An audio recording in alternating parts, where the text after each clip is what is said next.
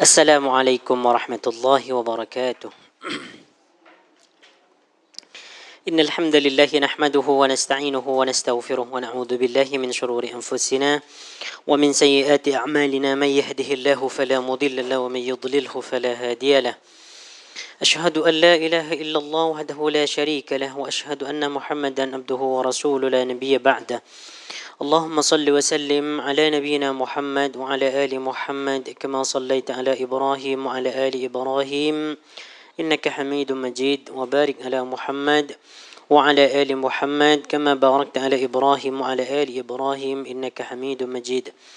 اللهم لا سهل إلا ما جعلته سهلا وأنت تجعل الحزن إذا شئت سهلا. رب اشرح لي صدري ويسر لي أمري واحلل عقدة من لساني يفقه قولي. ربنا لا علم لنا إلا ما علمتنا إنك أنت العليم الحكيم. Tuan-tuan, puan-puan yang dirahmati oleh Allah Subhanahu wa taala, alhamdulillah pada petang ini kita ditakdirkan untuk berkumpul bersama dalam majlis yang begitu mulia, iaitu di majlis ilmu di Yayasan Taklim, dalam rangka kita ingin menuntut ilmu agama, mempelajari tentang nama-nama Allah Subhanahu wa taala bagi tujuan mengenal Allah Subhanahu wa taala lebih mendalam. Pada petang ini kita akan sambung pengajian kita Asmaul Husna iaitu nama yang ke-63 kan? Ya.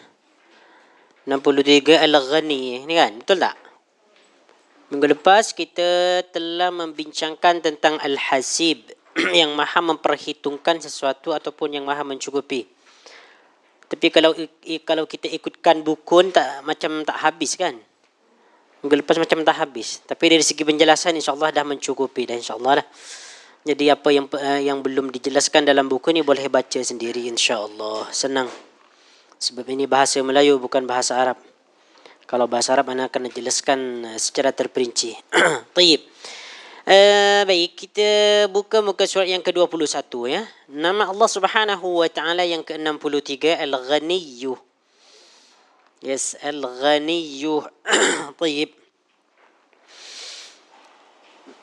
Al-Ghaniyyu ini merupakan Allah Subhanahu wa taala yang begitu agung, menunjukkan Allah Subhanahu wa taala tidak memerlukan terhadap makhluknya, tidak memerlukan terhadap penciptaannya. Allah Subhanahu wa taala maha kaya, kaya dari segala-galanya, kaya dari segala sudut, kaya dari segala-galanya. Ini Al-Ghaniyyu, maha kaya. Ataupun Al-Ghaniyyu ni kita boleh terjemahkan yang maha tidak memerlukan kepada makhluknya, yang maha cukup.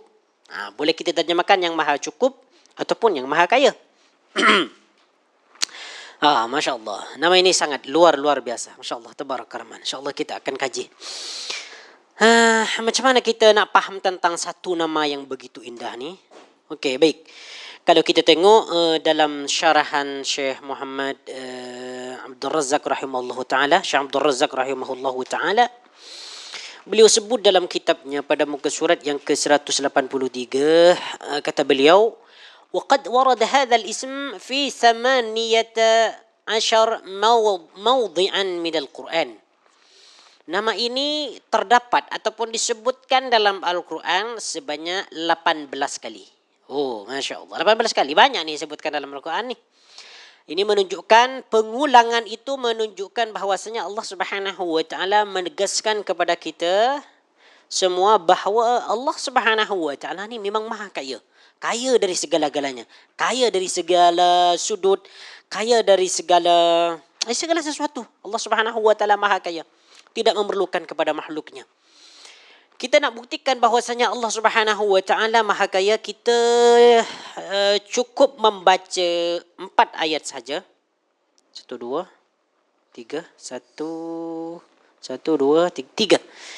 Boleh kita boleh kita ketahui dalam Al-Quran Allah Subhanahu wa taala berfirman dalam surah Al-An'am ayat yang ke-133. Salah satunya Allah Subhanahu wa taala berfirman, "Wa rabbukal ghaniyyu dzur rahmah." Wa rabbukal ghaniyyu, wa rabbuka dan Tuhanmu Tuhan siapa ni? Tuhan yang mencipta kita. Tuhan yang mencipta alam. Tuhan yang mencipta dunia. Tuhan yang mencipta dunia dengan segala-gala isinya. Al-Ghaniyyu, benar-benar ataupun betul-betul maha kaya. Sangat kaya. Luar biasa. Memiliki segala sesuatu yang tidak dimiliki oleh makhluknya. Dzur Rahmah, yang mempunyai kasih sayang. Jadi dalam ayat ini perkataan Al-Ghaniyyu dengan Dzur Rahmah ini disebutkan secara bersamaan. Seperti mana yang sudah kita ketahui bersama bahwa rahmat Allah Subhanahu wa taala ini adalah 100 macam kan? 100 macam rahmat Allah Subhanahu wa taala. Cuma yang diturunkan ke dunia ini hanya satu rahmat saja. Ini sebagaimana yang disebutkan dalam hadis riwayat Imam Bukhari.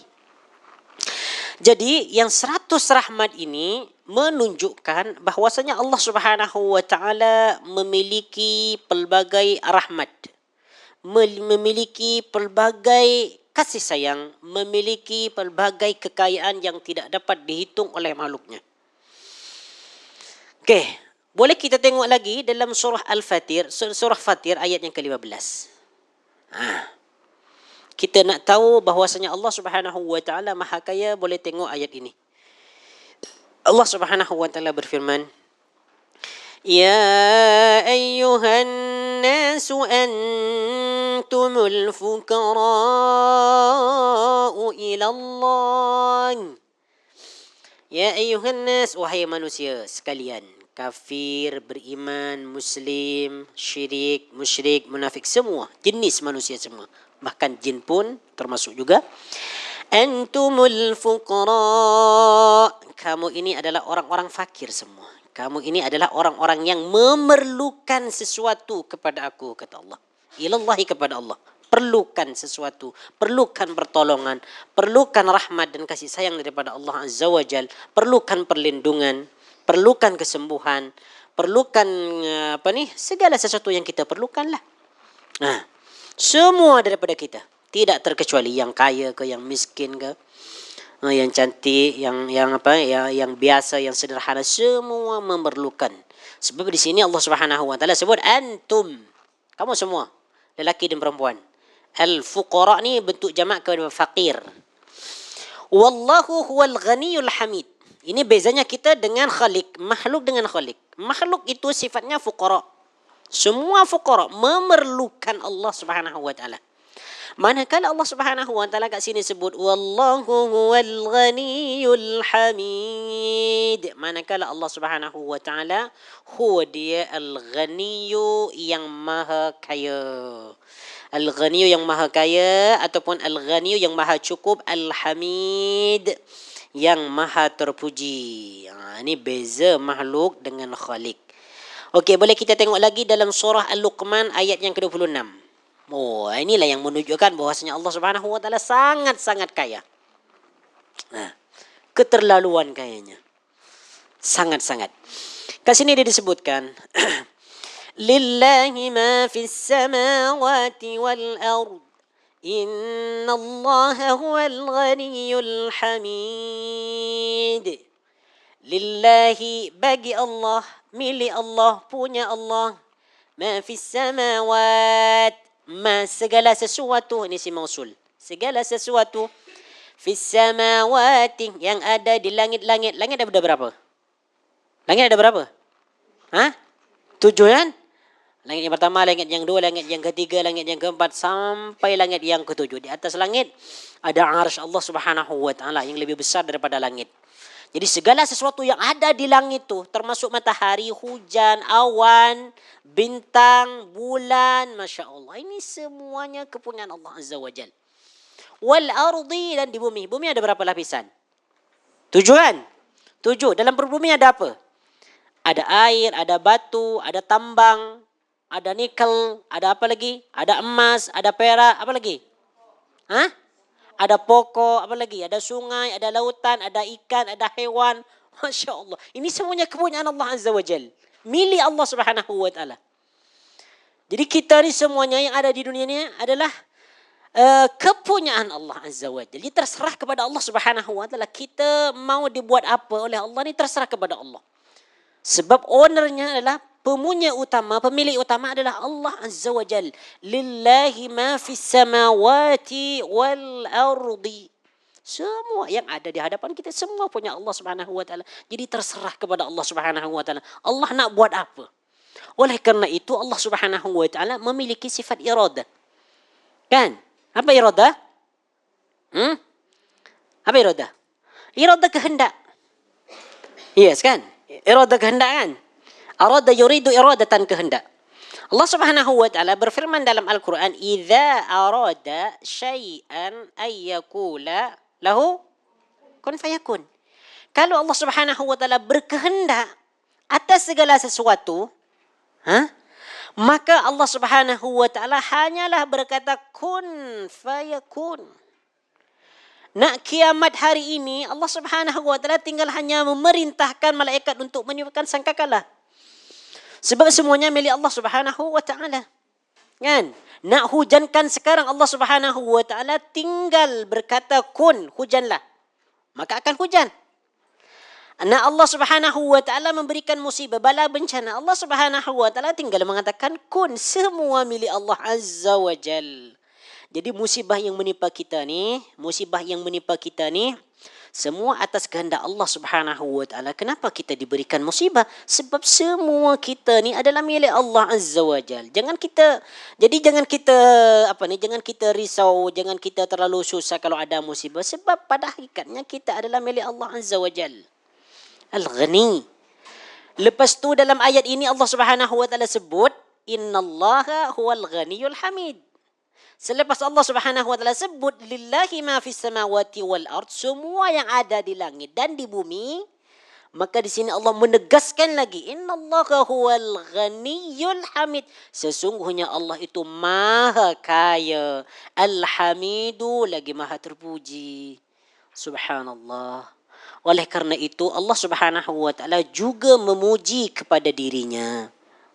Bukan hanya kita sebagai makhluk yang memuji Allah, tetapi Allah Subhanahu wa taala memuji kepada dirinya karena Allah Subhanahu wa taala kuasa, maha kaya dan maha sempurna. Baik.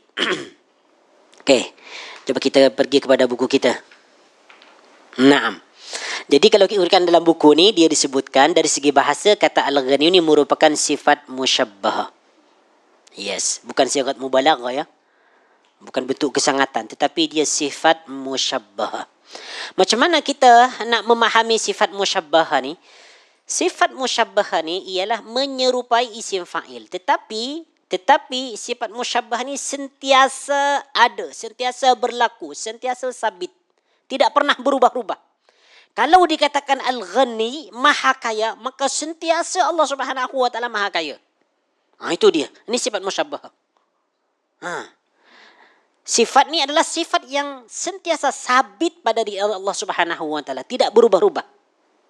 Manakala manusia tidak seperti itu.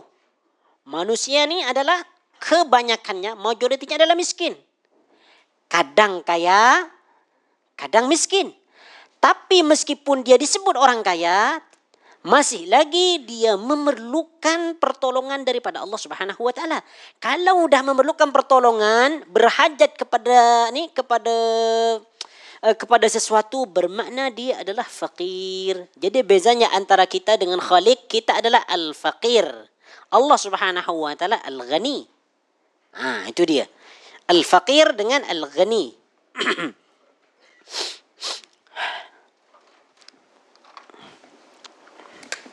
Baik. Ini Allah Subhanahu wa taala. Kita ada dekat sini. Al-fuqara. Fakir. Meskipun kita ada kaya ya, ada kereta, ada rumah, ada emas, ada permata, ada apa lagi hiasan ataupun ada tabungan, banyak tabungan dalam bank, jangan kita sebut sebagai orang kaya, tak. Jangan pernah kita sebut saya adalah orang kaya, dia adalah orang kaya, tak. Mereka semua miskin. Allah Subhanahu wa taala dalam Al-Quran tak pernah sebut antumul aghniya ataupun antal ghani. Dalam Al-Quran Allah Subhanahu wa taala sebut antumul fuqara'i ila Allah. Ni dalam ayat tu disebutkan kan dalam buku tu. Ya ayyuhan nas antumul fuqara'u ila Allah wallahu huwal ghaniyyul hamid. Okey.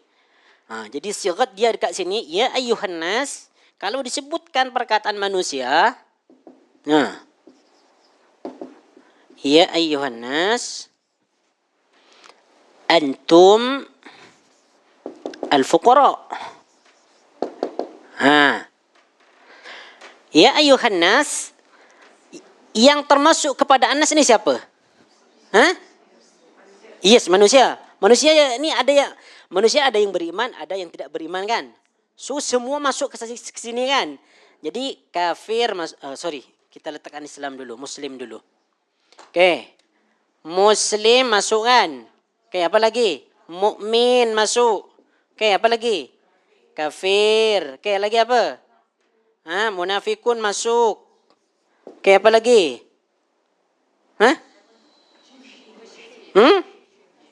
Apa? Jin masuk juga. Meskipun secara tak spesifik dia disebutkan, jin pun masuk. Apa lagi? Musyrikin. Yes, musyrikin pun masuk. Musyrikin ke, Yahudi ke, Nasrani ke. Okey. Jadi semua jenis manusia dekat sini, Muslim, mukmin, kafir, munafik, semua masuk dalam An-Nas ni. Semua masuk dalam An-Nas ni. Kalau sudah menjadi manusia, maka dia disebut al-fuqara. Al-fuqara orang-orang yang fakir. Fakir ni maksudnya orang yang memerlukan. Ya, orang yang memerlukan pertolongan ataupun orang yang memerlukanlah ataupun berhajat. Fuqara ni jamak kepada faqirun. Faqirun bentuk mufrad, al-fuqara bentuk jamak dia. Okey. Ketika kita memerlukan makan, ketika kita memerlukan makan ataupun kita nak beli pakaian, nak beli makanan, okey, nak beli apa-apa keperluan kita, mesti kita memerlukan duit kan? Memerlukan duit ataupun memerlukan emas dan seterusnya lah. Kita termasuk pada al-fuqara. Kita minta kepada siapa? Mesti kepada Allah kan? Kita akan berdoa kepada Allah kan? Yes, kita akan berdoa kepada Allah. Okey. Kalau kita terkena ataupun kita terkena musibah.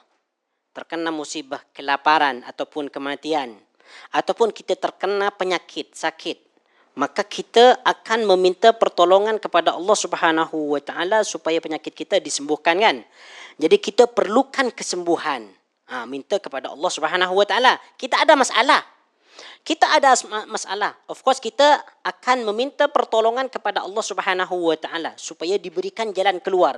Jadi semua daripada kita ni adalah fuqara, orang-orang yang fakir, orang-orang yang memerlukan, berhajat. Kalau dah berhajat tu dikatakan al-fuqara. Meskipun orang kaya, dia memerlukan lagi bantuan yang lain. Okey, dia ada duit, dia ada uang. Tetapi keperluan yang lain macam mana? Dia masih memerlukan keperluan yang lain. Memerlukan pertolongan, memerlukan dia nak bangun rumah ataupun seterusnya, dia memerlukan pertolongan yang lain. Jadi Allah Subhanahu wa taala di sini sebut antumul fuqara, kamu ini memerlukan segala sesuatu kepada Allah. Ilallah, antumul fuqara'u ilallah. Okey, oleh kerana itu perbezaan antara kita dengan Khalik, makhluk dengan Khalik, Khalik ni sifat dia al-ghani.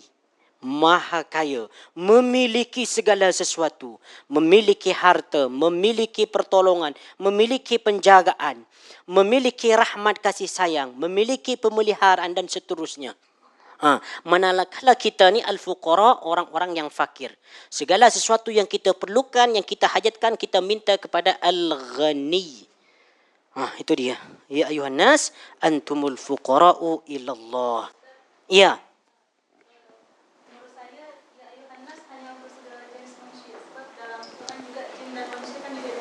Yes, of course. Okay, kita tak tahu alam jin kan? Jin ni makan ke tak? Yes.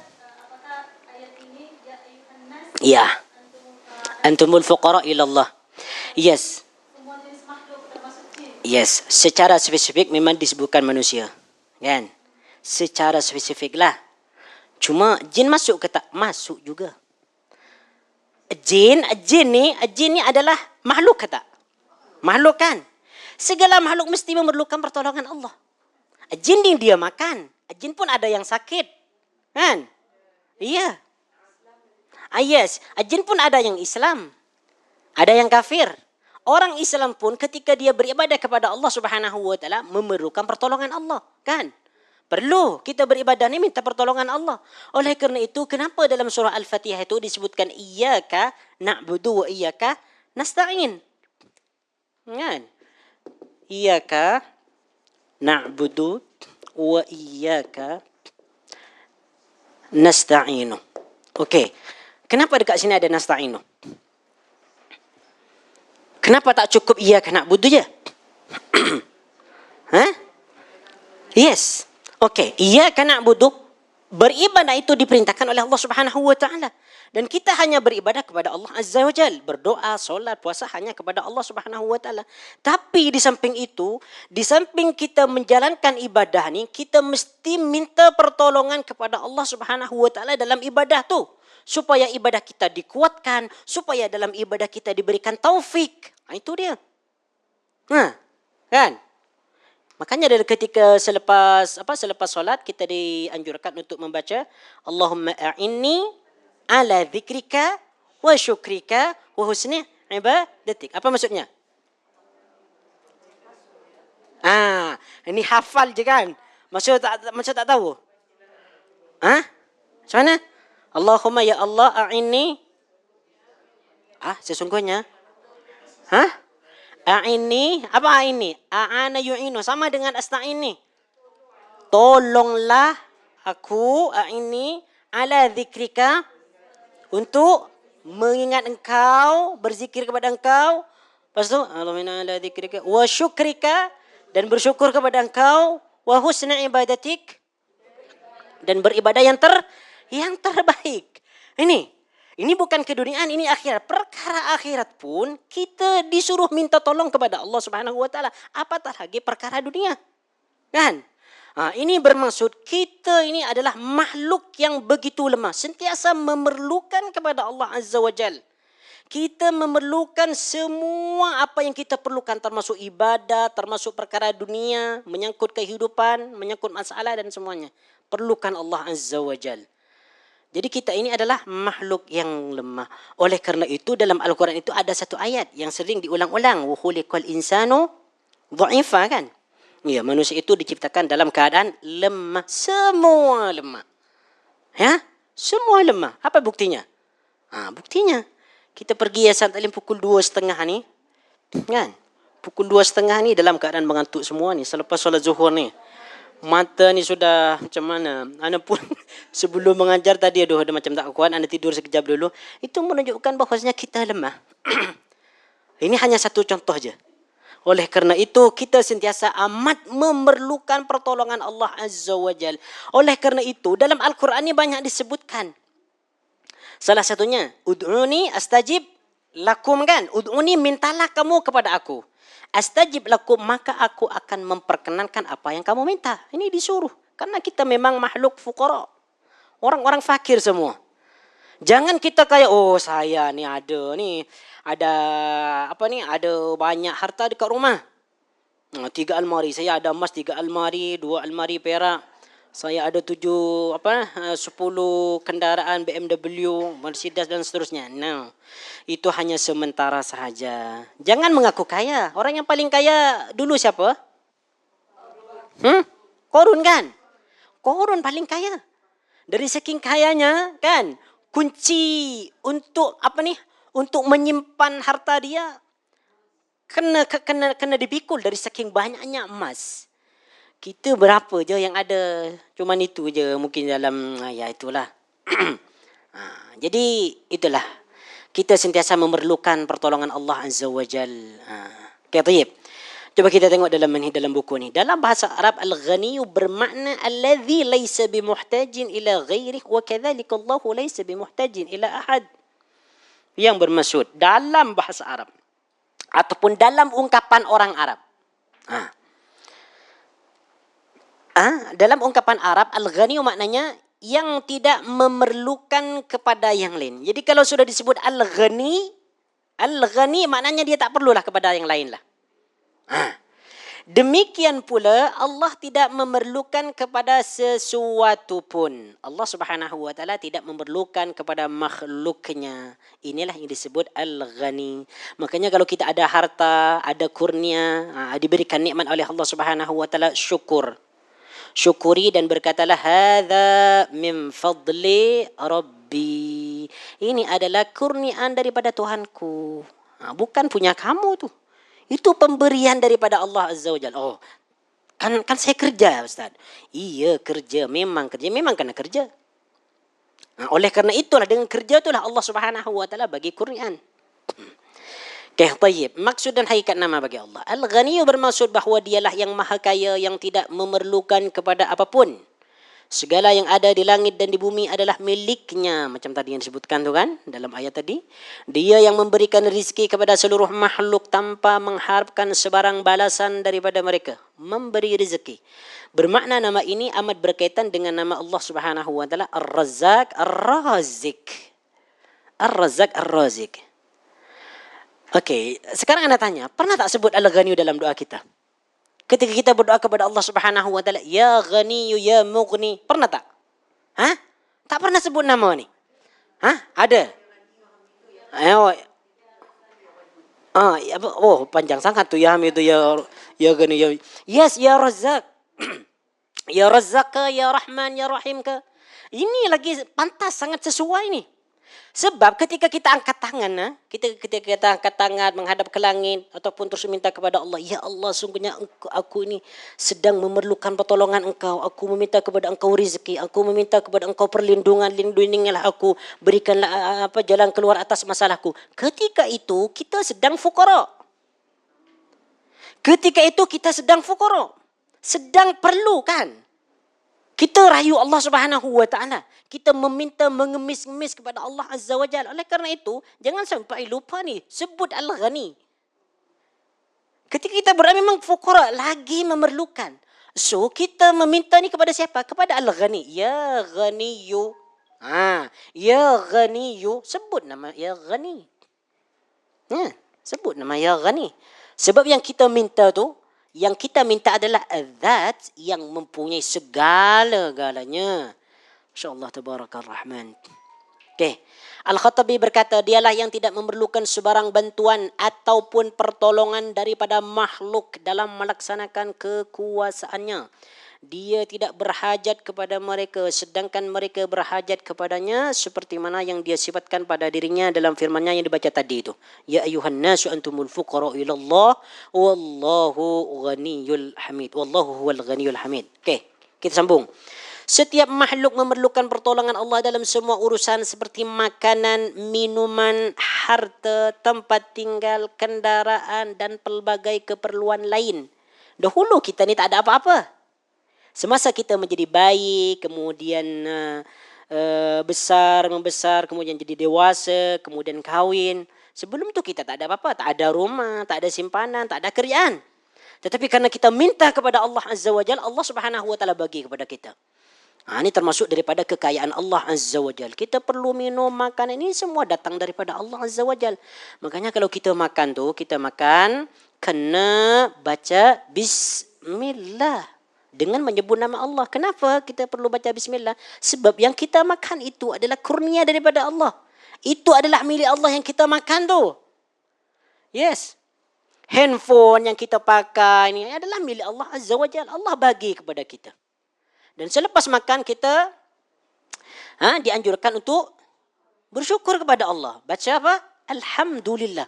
Bahkan Allah Subhanahu wa taala sangat happy apabila seorang hambanya makan, selepas makan tu dia terus bersyukur kepada Allah. Alhamdulillah. Sangat happy.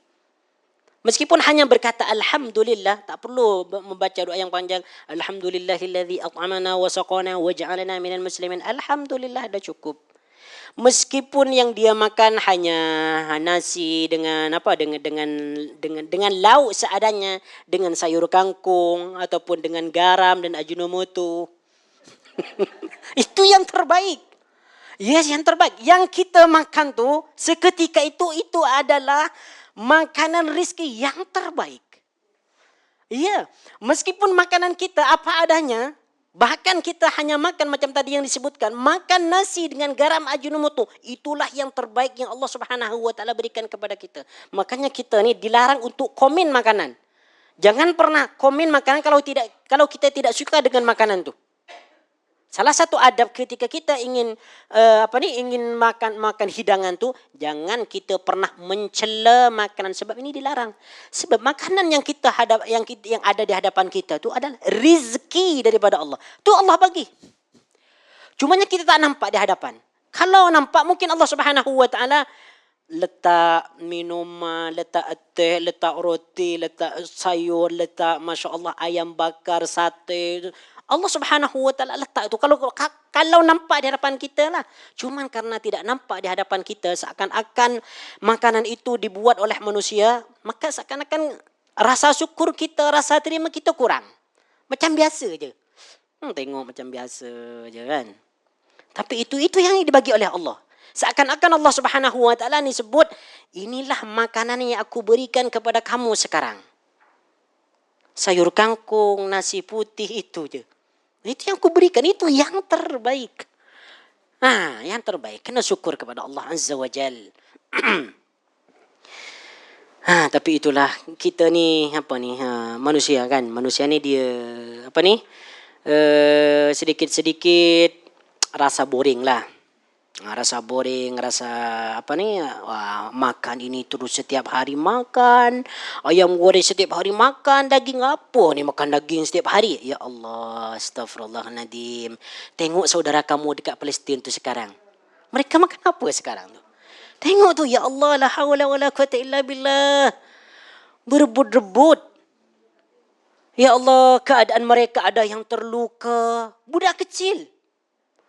Ya Allah, manakala kita ni yang diberikan kesihatan, kesempurnaan nikmat ni, kadang-kala kita merasa tak puas dengan apa yang kita makan hari-hari tu, tak puas. Aduh, makan ini lagi apa, tak ada yang lain ke? Aduh, apa ni, kurang ini, kurang itu. Astaghfirullah, la haula wala quwata illa billah. Makanya nanti di hari kiamat itu, nikmat ni akan ditanyakan juga, dipersoal nanti di yaumil qiyamah. Tentang apa yang kita punya, harta kita ni. Bahkan dalam hadis yang sahih itu, 2 kaki seorang hamba itu tidak akan beranjak, tidak akan berpindah daripada tempatnya hingga ditanya 4 perkara tu kan. Di antaranya ialah nikmat, tentang nikmat. Kamu mempergunakan untuk apa nikmat yang diberikan oleh Allah Subhanahu wa taala? Akan ditanya nanti. Okey, tayyib, kita sambung. Antara tanda kekayaan Allah ialah segala nikmat yang dikurniakan kepada penghuni syurga berupa kenikmatan dan kelazatan yang kekal. Ni lagi. Makanya tadi ini sebut nikmat Allah Subhanahu wa taala ni 100, yang diturunkan ke dunia ni cuma 1 je. Antara nikmat yang belum dibagi kepada kaum muslimin, kepada orang-orang yang beriman ini, nikmat syurga, kelazatan syurga. Macam mana nanti orang-orang yang beriman ni merasakan kelezatan nikmat syurga. Buah-buahannya, makanan-makanannya, gelas-gelasnya yang terbuat daripada emas dan perak. Kemudian pembantu-pembantu kita yang muda, umur belasan tahun. Bukan tua macam pembantu kita di dunia. Pembantu-pembantu kita adalah para pemuda yang sentiasa pemuda selamanya. Tidak bau, Masya Allah, kalau dilihat Masya Allah handsome, baunya wangi, begitu perhatian. Di dalam syurga kalau kita nak buat tinggal panggil saja. Dia akan pergi ke hadapan kita, tak perlu kita memetik secara ni, tak perlu kita tanam. Lepas tu di sana ada syurga, syurganya bersih, tidak bau, tidak kotor. Setiap hari Jumaat nanti penghuni syurga akan pergi ke pasar tu. Tak tahu apa yang kita belanja nanti tak sana, tak tahulah. Belanja ke atau beli baju, bukan yang tu. Ini pasar lain. Masya Allah, betapa nanti seronoknya kalau kita dimasukkan ke dalam syurga. Makanya kita sentiasa meminta kepada Allah Subhanahu wa taala, Allahumma inni as'aluka ridhaka wal jannah wa na'udzubika min sakhatika wan nar. Kalau kita dah masuk syurga nanti, masya-Allah, semua urusan dah settle lah. Kita tinggal happy je. Duduk bersantai, makan, sambil ngobrol, chatting, Masya Allah, bertanya tentang kabar. Kita boleh dalam surga tu boleh pusing, boleh putar video kita yang kita hidup di dunia. Nak tahu, nak bernostalgia, Masya Allah, semua. Apa yang kita makan di dunia, insya Allah ada juga di dalam surga. Tapi rasa dia beza. Makanya dalam surah Al-Baqarah tadi disebutkan wabashiril ladzina amanu wa 'amilus solihati anna lahum jannatin tajri min tahtiha al-anhar kullama ruziqu minha qalu hadzal ladzi ruziqna min qabl. Yang bermaksud setiap mereka ni diberikan rezeki buah-buahan dalam syurga tu, mereka akan berkata hadzal ladzi ruziqna min qabl. Ini buah yang kita makan dulu di dunia tu. Maksudnya, buah di dalam surga, buah di dunia ni ada di dalam surga, menyerupai satu sama lain, cuma rasa dia beza. Cuma rasa dia beza lah. Anggur dekat dunia ni berjenis-jenis. Biasanya kalau yang kalau yang nak anggur yang murah, nak anggur yang yang dapat banyak beli yang murah kan. Yang sudah berminggu-minggu, berbulan-bulan kan. Tengok anggur yang masih fresh tu, tengok harga dia macam mahal lah. Bukan harga Yahudi lah, mahal je. Tengok macam dia lah, berapa ni tengok, 30 ringgit. Oh, Masya Allah, 30 ringgit. Murah ya? Ada durian. Ada tak durian dekat surga? Wallahu ta'ala. Mungkin ada lah. Wallahu ta'ala alam. Durian macam mana sekarang? Ada murah durian? Masih mahal lagi? Takut. Masih takut untuk beli. Allahu Akbar. La hawla wa la quwata illa billah. Iya. Nak durian pun kita perlukan pertolongan Allah Subhanahu wa ta'ala. Kan? Iya, pertolongan Allah Subhanahu wa ta'ala. Tunggu sampai harga murah. Berdoa kepada Allah, ya Allah, semoga harga durian cepat ni. Cepat apa? Cepat runtuh. Cepat murah. Kenapa sampai kepada durian ni? Okey. Tayyib. Kita sambung Tayyib. Sambung. Dan kelezatan yang kekal yang tidak pernah dilihat oleh mata, tidak pernah didengar oleh telinga dan tidak pernah terlintas di hati manusia sampai sekarang ni kita tak tahu macam mana bentuk syurga tu. Orang seberang kata penasaran. Surga tu seperti apa? Penasaran bahasa Melayu apa? Rasa ingin tahu lah. Tertanya-tanya. Macam mana bentuk surga ni? Masya Allah, Tabarakar Rahman. Belum lagi nanti kalau kita diberikan nikmat yang paling lezat, yang paling tinggi, yang paling sedap, iaitu nikmat nikmat melihat wajah Allah Subhanahu wa ta'ala. Seketika itu nikmat-nikmat syurga ni terlupakan. Dari saking indahnya kita melihat Allah Subhanahu wa ta'ala. Bahkan dalam hadis yang sahih disebutkan, satarawna rabbakum kama tarawna al-qamar. Yang bermaksud, engkau ini akan melihat wajah Tuhanmu seperti mana engkau melihat rembulan. Rembulan-bulan purnama yang sangat jelas sekali. InsyaAllah. Makanya kita berdoa kepada Allah Subhanahu wa ta'ala, semoga kita nanti dikumpulkan di dalam syurga. Nanti ni kalau satu kelas ni, di Q3 ni, Masya Allah. Contoh katalah, kita nanti jumpa di dalam syurga, saling sapa. Saling sapa. Kalau jumpa dengan Ana, mungkin dalam syurga tak panggil ustaz lagi. Mungkin lah. Malu nak panggil ustaz dalam syurga. Ini kita cerita dulu, cerita berandai-andai lah. Tapi semogalah dari cerita ni kita dimasukkan dalam syurga kan. Sebab setiap malam, setiap waktu kan kita berdoa, Allahumma inni as'aluka ridhaka wal jannah. Contoh kata kita nanti dimasukkan ke dalam syurga, satu sama lain kan, satu sama lain jumpa, engkau dulu yang ikut kelas Asmaul Husna dekat tiga tu kan. Ataupun seseorang menyapa anak, ini Ustaz Ahmad dulu. Oh iya, saya. InsyaAllah. Ya Allah, betapa seronoknya kalau kita ni saling sembang nanti di yaumil qiyamah. Ya Allah, kami berdoa kepadamu, ya Allah, kami bermohon kepadamu, ya Allah, kumpulkan kami dalam surga yang paling tinggi, ya Allah, dalam surga Firdausmu, ya Allah, amin ya rabbal alamin, ya Allah.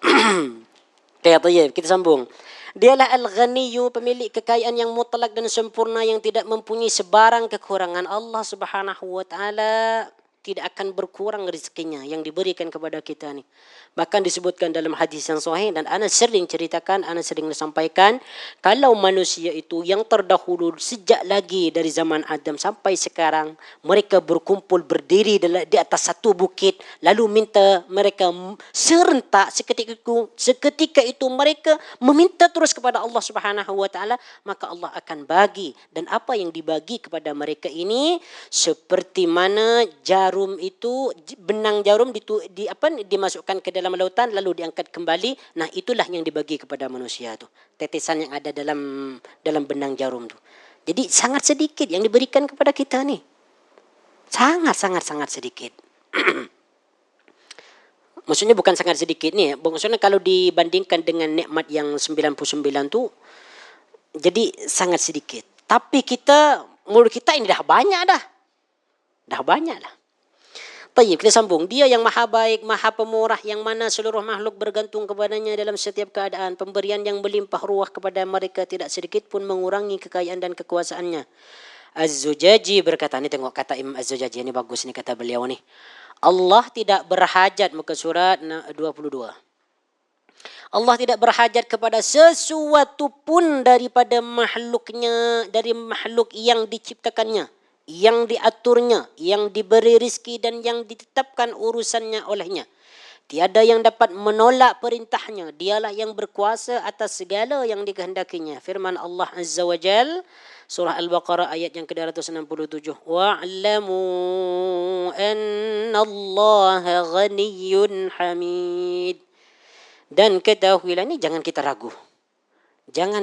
Kalau kita dalam keadaan susah kan, duit dah habis, memerlukan makanan, memerlukan pertolongan Allah Azza wa Jal, jangan khawatir, jangan risau.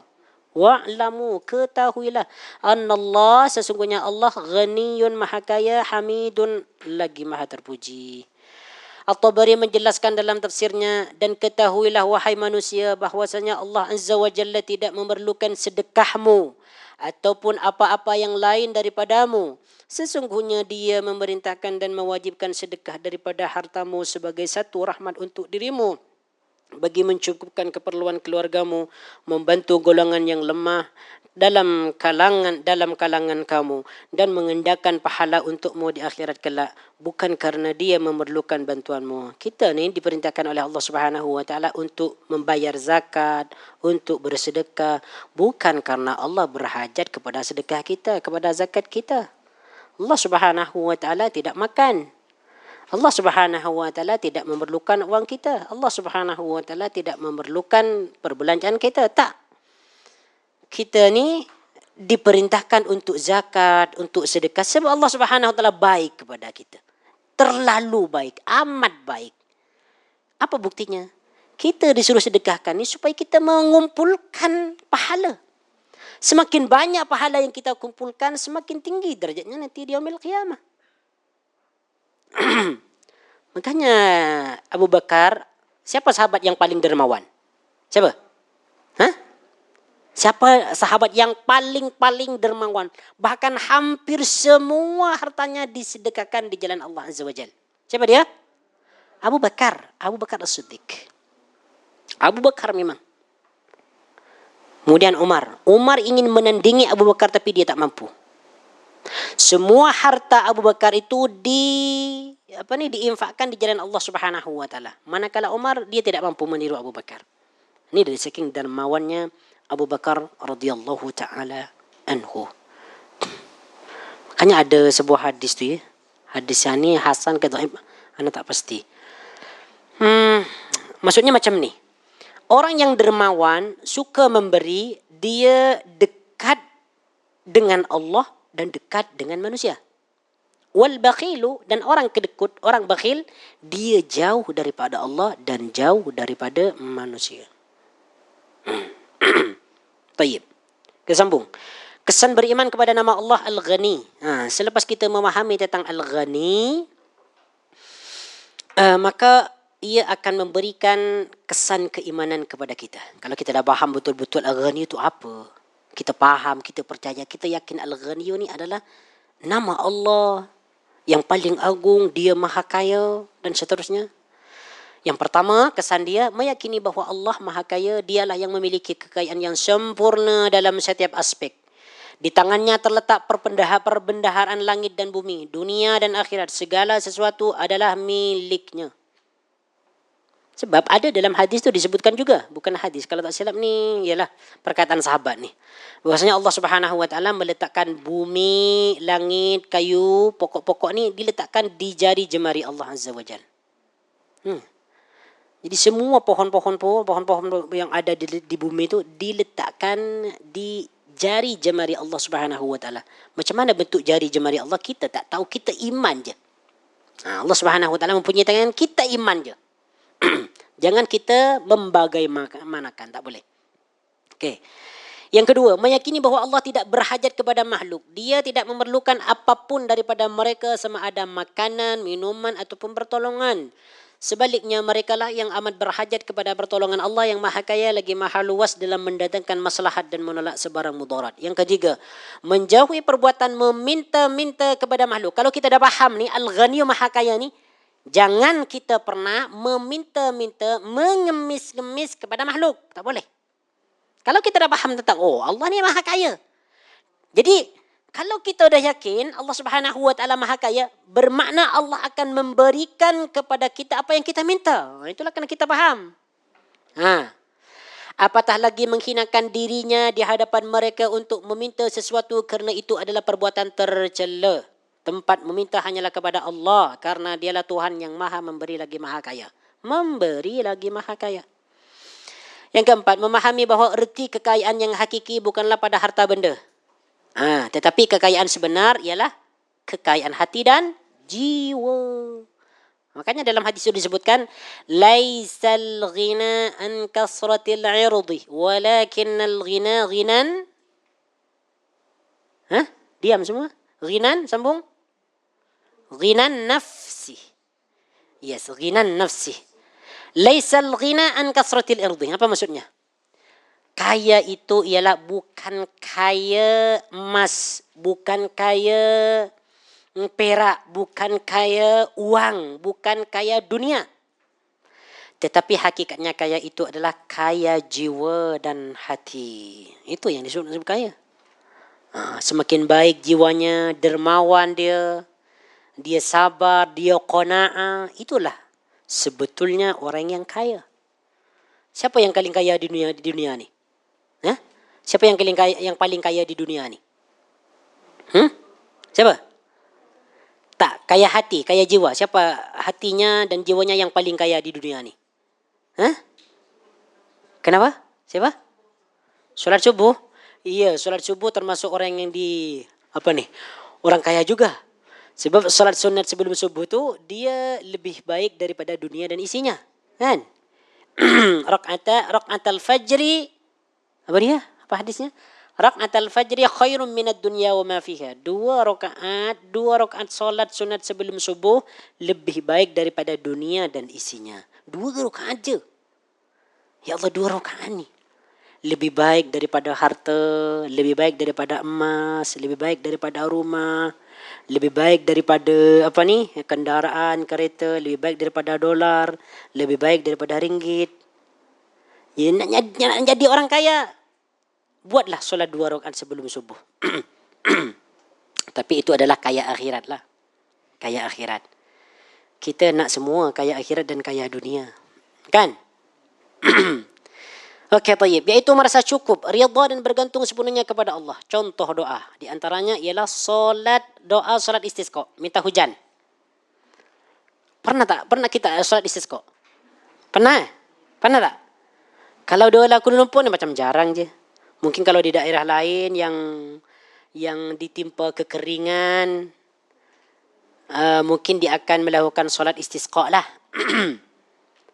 Okey, solat istisqa ni dia ada doanya, salah satunya ni, doa solat istisqa. Alhamdulillahi rabbil alamin arrahman arrahim maliki yaumiddin la ilaha illallah wa yaf'alu ma yurid. Allahumma anta Allah la ilaha illa anta Allah antal ghani wa nahnu al-fuqara. Anzil alaina al-ghaitha waj'al ma anzalta alaina quwwatan wa balaghan ilahin. Doa ini doa minta hujan ya. Yang bermaksud segala puji bagi Allah Tuhan yang memelihara dan mentadbirkan sekalian alam, yang maha pengasih lagi maha penyayang, yang menguasai hari pembalasan. Tiada Tuhan selain Allah yang berbuat menurut kehendaknya. Ya Allah, engkaulah Allah yang tiada Tuhan selainmu. Engkaulah maha kaya, sedangkan kami adalah orang-orang fakir. Turunkanlah kepada kami hujan dan jadikanlah apa yang engkau turunkan itu sebagai kekuatan dan bekalan sampai masa yang ditetapkan. Di antaranya lagi doa yang kita bahas pada minggu lepas tu, yaitu doa meminta kecukupan kepada Allah. Allahumma kfini bihalalika an haramika waghnini. Dalam lafaz tu dia ada perkataan waghnini. Wa'aghnini dan cukupkanlah aku dan kayakanlah aku amman siwaka daripada meminta kepada selain engkau. Apa lagi ya doa dia? Dan doa-doa yang lain. Okey, baik. Doa ni, ya. Doa minta kecukupan kepada Allah. Kecukupan rezeki. Allahumma kfini bihalalika an haramika wa aghnini bifadlika amman siwaka. Ana dah tulis minggu lepas. Diamalkan kan? Dibaca tak dalam doa? Ya, alhamdulillah dibaca lah. Okey. Baik. Jadi ni Al-Ghaniyu ni boleh kita banyakkan ya, banyakkan sebut dalam doa kita ni. Ya Ghaniyu, ya Mughni, ataupun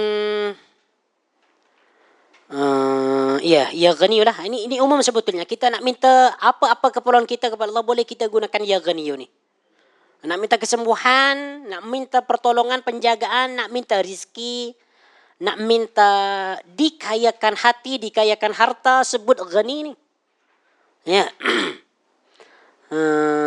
Semua boleh kita gunakan. Ya Ghaniyu, ya Mughni, ataupun ya Ghaniyu, ya Allah, ya Rahman, ya Rahim, ya Ghaniyu, ya Hamid. Lepas tu sebutkan apa yang dia minta. Ini bagus ni. Ya? Yes, itu sama juga. Allahumma inni as'alukal huda wat tuqa wal ghina wal afafa wal ghina. Yes, itu ya betul. Ya betul. Allahumma inni as'alukal apa? Allahumma inni as'alukal huda. Kan?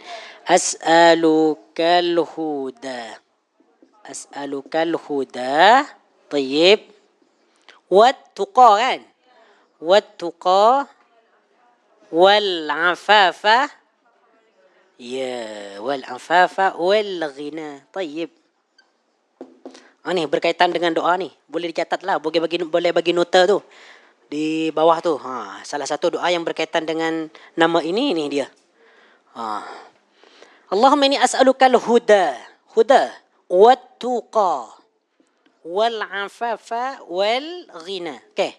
Apa maksud dia? Ya Allah, ini sesungguhnya aku as'aluka memohon kepadamu. Memohon apa? Al-huda, petunjuk. Petunjuk dalam apa ni? Petunjuk dalam kehidupan. Petunjuk dalam ibadah, petunjuk dalam kehidupan. Ya, sebab kena minta petunjuk kepada Allah Subhanahu wa taala. Ihdinas siratal mustaqim kan? Yes. Okey. Wa tuqa apa tuqa? Apa tuqa? Takwa. Minta kepada Allah Subhanahu wa taala supaya kita sentiasa dijadikan orang yang bertakwa kepada Allah. Sebab hati kita berbolak-balik.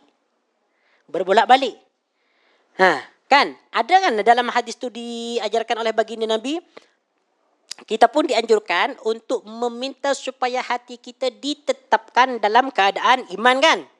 Ya muqallibal qulub, sabbit qalbi ala dinika.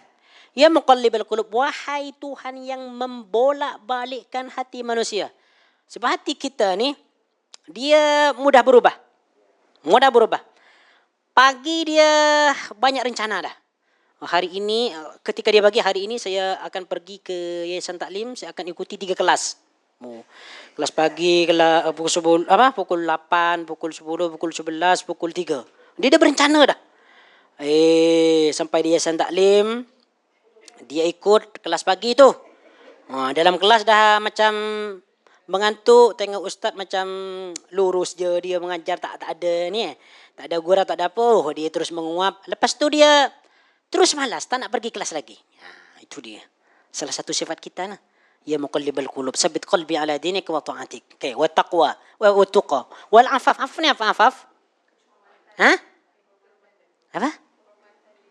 Kehormatan diri, okey, tayyib, wal afaf ataupun afiat, kehormatan ataupun afiat, wal afaf ataupun kesehatan, ya. Wal ghina dan kecukupan ataupun kekayaan. Ini boleh kita terjemahkan kekayaan. Kekayaan. Maksudnya apa kekayaan? Kekayaan itu kecukupan. Sebab sebagaimana yang disebutkan oleh ulama, kalau al-ghaniyu disebutkan oleh orang Arab bermakna dia tidak memerlukan kepada sesuatu. Dia dah cukup, dah cukup dah. Semua ada, makanan ada, dia ada sehat semua, tabungan ada dan seterusnya. Dia cuma minta kepada Allah aja. Kepada manusia, kepada makhluk dia bukan tak berhajat, berhajat juga. Tapi bukan sentiasa berhajat. Sebab dah semua ada kan. Wal anfafa wal ghina. Karena banyak baca dalam sujud. Senang je nak baca ni. Macam ni ya. Kalau kita apa istilahnya ya. Kadang kita bangun malam kan. Kadang tak bangun kan. Ataupun kadang kita sentiasa mendoakan kedua ibu bapa kita. Kalau dia rutin, biasanya dalam sebulan dia akan sentiasa berdoa. Tapi kalau dia dah macam banyak kesibukan, dia mulai kurang untuk berdoa. Kan? Banyak yang macam tu. Untuk sentiasa kita berdoa ni, tak lupa berdoa. Baca dalam sujud tu lagi senang. Dan itu lagi afdal. Kita kan ada solat sunnah rawatib kan? Sebelum solat sunnah rawatib. Sebelum solat ataupun sesudah solat kan? Jadikan dalam sujud tu berdoa. Kita doa kepada Allah Subhanahu wa taala. Allahumma inni as'aluka al-huda wa tuqa wal afafa wal ghina. Bayangkan kalau doa ini kita baca di setiap solat sunnah kita, masya-Allah. Berapa kali kita berdoa ni? Nak doakan kedua ibu bapa, Rabbighfirli wa liwalidayya warhamhuma kama rabbayani shaghira. Baca tu dalam sujud. Okey, baca dalam solat tahajud, dalam solat malam, okey, tak ada masalah. Tapi kalau dia sentiasa bangunlah. Kalau tak sentiasa bangun, baca ni. Sentiasa bangun kan? Alhamdulillah lah. Rahsia, Rahsia. Memang kena rahasiakan. Kena rahasiakan. Tayyib, ada yang bertanya lagi. Boleh tak kalau kita mengerjakan solat malam pada pukul 5 atau sebelum subuh? Boleh ke tak? Boleh, tak ada masalah.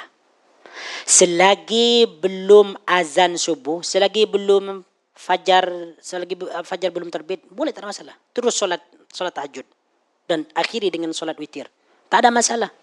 Sebab memang solat tahajud ni, solat malam ni selepas solat isya sehingga waktu fajar. Jadi masa-masa solat ni banyakkan doa kepada Allah Azza wa Jalla. Boleh buat, tapi kalau tahajud disunahkan untuk tidur dulu. Jangan terburu-buru untuk solat tahajud sebab takut ni.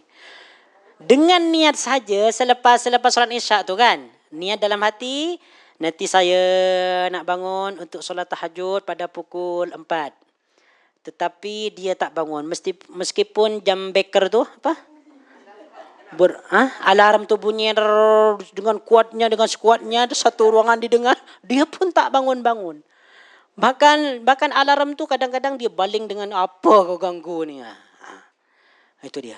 Jadi inilah baca doa ni. Ataupun kalau nak buat doa lain, ya ghaniyu, ataupun macam doa tadi, Allahumma kfini bihalalika an haramik, baca dalam sujud lagi senang tu.